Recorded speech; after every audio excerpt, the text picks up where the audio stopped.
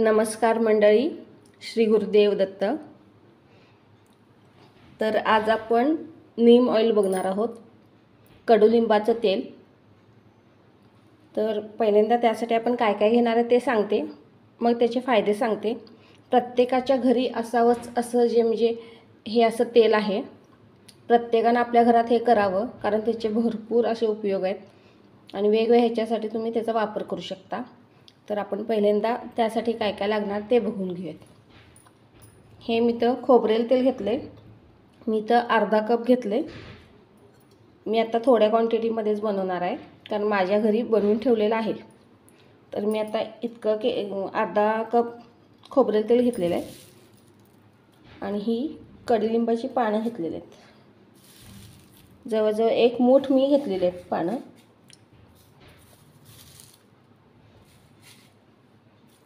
तुम्ही ह्याऐवजी पावडर पण वापरू शकता। आणि ही मी ड्राय घेतलेली, म्हणजे अगदी पण ओली पण नाही आहेत आणि वाळलेली पण नाही आहेत, अशी घेतलीत मी।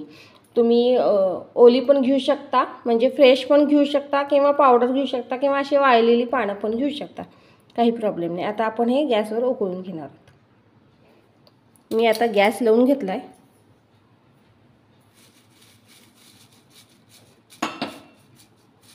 हे आपण ऑइल दोन पद्धतीने करू शकतो। एक म्हणजे हे असं डायरेक्ट आपण गॅसवर उकळून, किंवा दुसरी पद्धत म्हणजे एक गरम पाणी म्हणजे उकळत ठेवायचं पातेलं, आणि त्यात त्या गरम पाण्यात हे म्हणजे फ्लेम चालूच ठेवायची गॅसची, आणि त्या फ्लेममध्ये उकळतेल जे पाणी असतं ना, त्यात असं हे तुम्ही आता जे सेम म्हणजे पातेलं वगैरे घेतले ना मी, तसंच तुम्ही घालून ते फक्त ठेवायचे त्यात। आणि ती एक पद्धत झाली, म्हणजे डायरेक्ट हीट न देता पाण्याच्या उष्णतेवर ते ऑइल काढणं, आणि ही दुसरी पद्धत झाली। दोन्हीपैकी कोणतीही पद्धत तुम्ही वापरू शकता। आता माझी ही जास्त वाळलेली पण नाही आहे, अगदी म्हणजे ह्याचा कलर येतो, हिरवट असा कलर येतो, तसा कलर येतो पण आपल्याला, आणि ही पानं कुरकुरीत पण होतात चांगली, आणि तो हिरवट कलर येतो पण आपल्याला हे गरम करून घ्यायचं आहे।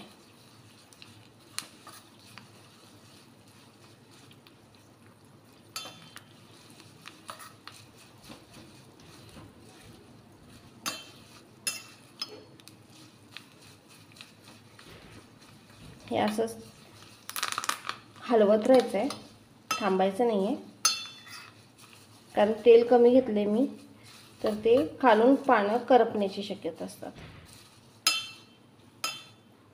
आणि जर तुम्हाला ह्यामध्ये पानं कमी वाटत असेल तर आता थोडं आता हे झालं ना, तर वरून आणि तुम्ही घालू शकता। आता झालं आहे आपलं, व्हायला चालू झालेलं आहे ते प्रोसेस।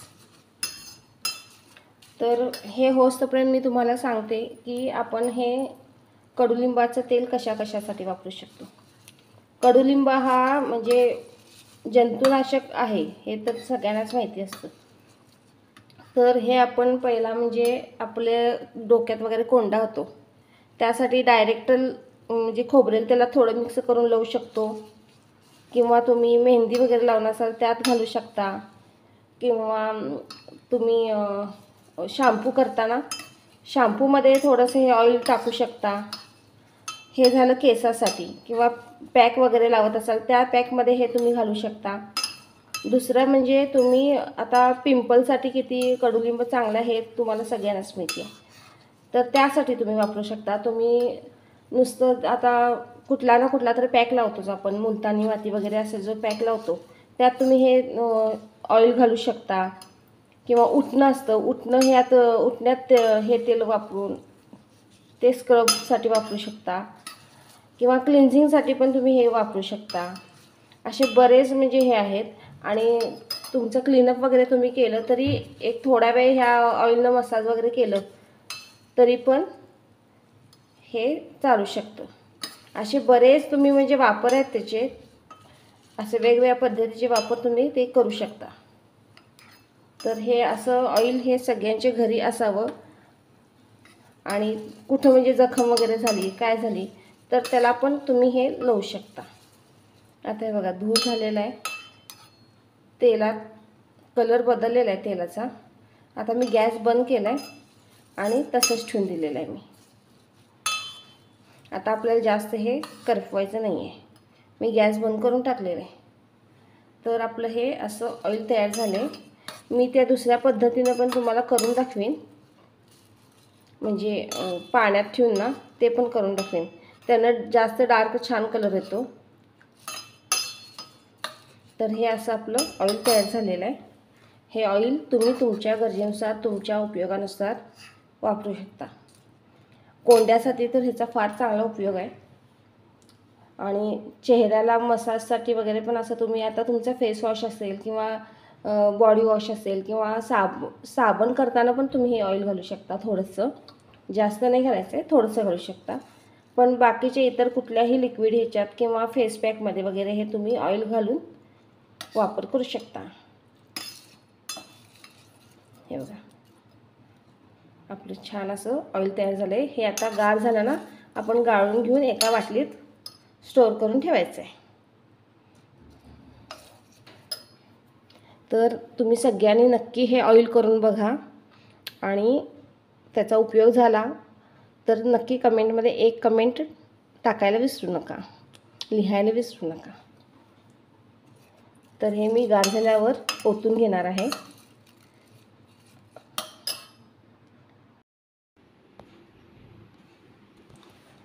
हे बघा हे आपलं आता ऑइल तयार आहे. तर हे आपलं वापरण्यासाठी तयार आहे. फक्त ह्याच्यात थोडासा असा गाळ असतो, तो एक 24 तासानंतर गाळ कमी होतो. त्यामुळे हे 24 तासानंतर तुम्ही वापरायला घेऊ शकता. तर हे ऑइल आणि एक सांगायचं राहिलं म्हणजे हे ऑइल तुमच्या ज्या क्रीम वगैरे असतात, नाईट क्रीम, हेअर क्रीम, त्यावेळी तुम्ही लावताना ना, ती क्रीम लावताना थोडंसं जरी एक थेंब घेतलं आणि हे ऑइल मिक्स करून लावलं ना, तरी पण ह्याचा छान इफेक्ट येतो. तर नक्की करून बघा हे ऑइल. आणि माझ्या चॅनलला सबस्क्राईब, लाईक, शेअर करायला विसरू नका. बेल आयकॉन दाबा, म्हणजे सगळे येणारे व्हिडिओ पहिल्यांदा तुम्हाला त्याचं नोटिफिकेशन मिळेल. Thank you for watching.